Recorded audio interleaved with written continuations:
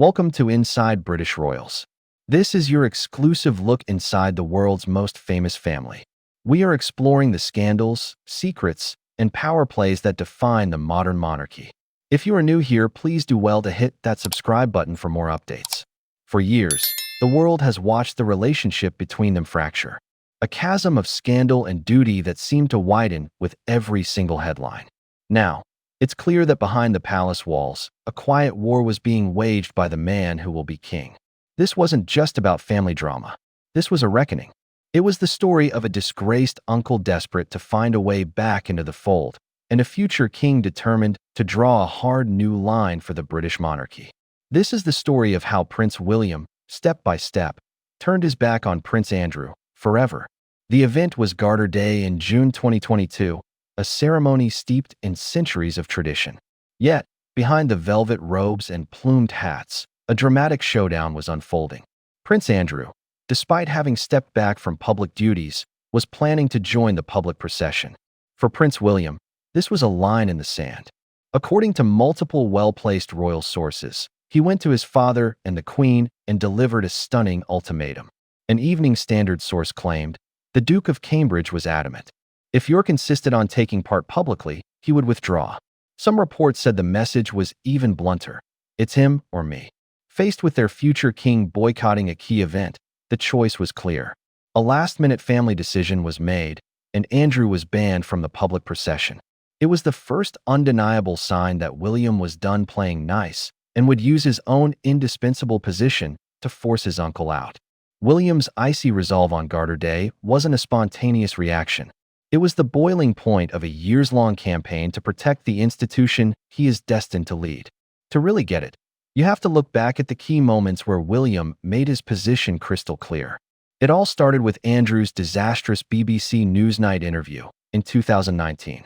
Royal author Russell Myers reported that as soon as the interview aired, William was pushing his father and grandmother to banish his uncle completely. Andrew's apparent lack of empathy for the victims of Jeffrey Epstein was reportedly an absolute red line for William. The tension didn't stop there. William's frustration reportedly simmered again at his father's coronation in 2023. While Andrew had no formal role, he was allowed to attend the ceremony. This reportedly did not sit well with William, who viewed it as blurring the line between a disgraced private citizen and a member of the institution he was trying to protect. Then came the memorial service for King Constantine of Greece in February 2024.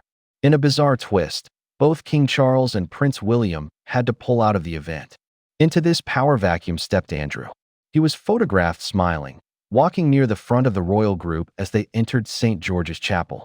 While technically just a matter of protocol, the headlines of Andrew leading the royals were a PR disaster for the palace and likely infuriating for William, who had worked so hard to sideline him.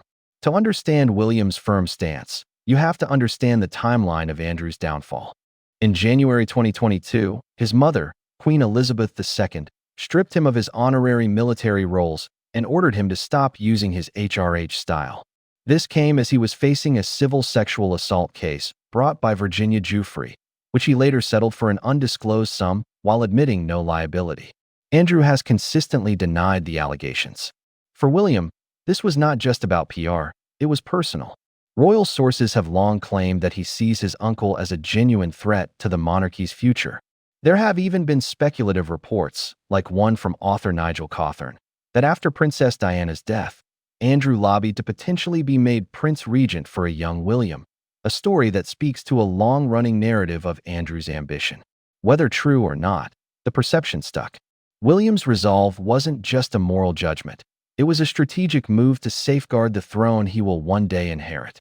While King Charles has been dealing with his brother, many believe William has been the driving force behind the push to permanently exile Andrew. Royal commentators suggest that when William becomes king, the banishment will become absolute. Sources have claimed he plans to bar Andrew not just from public events, but from all private family gatherings, including his own coronation. This aligns perfectly with what we've seen of William's clear, long-term strategy. The ruthless preservation of the crown, no matter the personal cost. The fight has also reportedly extended to Andrew's home.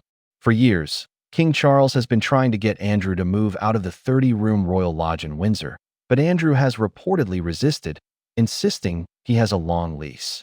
It's another point of friction, showcasing the deep divide within the family.